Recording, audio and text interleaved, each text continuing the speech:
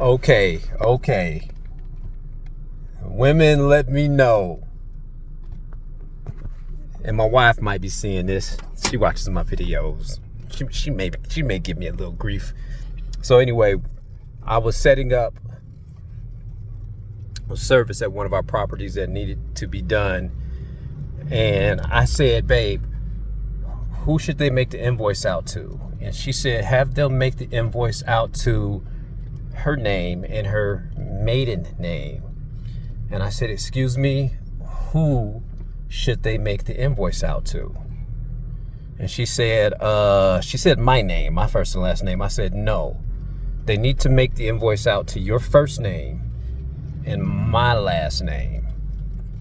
And I had to think about this as I'm walking through the Walmart. I said, why is that important? And I said, it's almost the equivalency.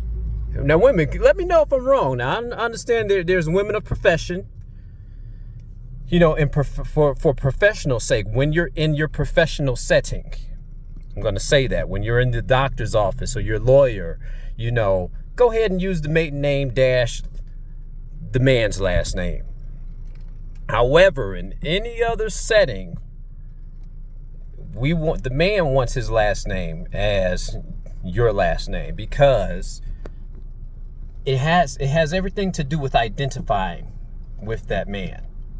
If you hold on to your father's last name, which you're birthed with, that is your is not who you are, it's a name, it's an identity. When you marry that man and you unify with that man, you take on his last name. You're identifying with that man. And I thought about it. I said, what's this the equivalency to? I said, well, it's like if you see a man out there that's married and he's just out there without his wedding ring on. He's not identifying that he's married to that woman. He's not identifying that he's married to that woman. Where's Warm Springs? And will they let me over? He's not identifying that. So when the woman sees this, she immediately notices that. And it's kind of like the man immediately noticing that you're not using his last name. Am I right about this, folks? I like to hear your comments on it.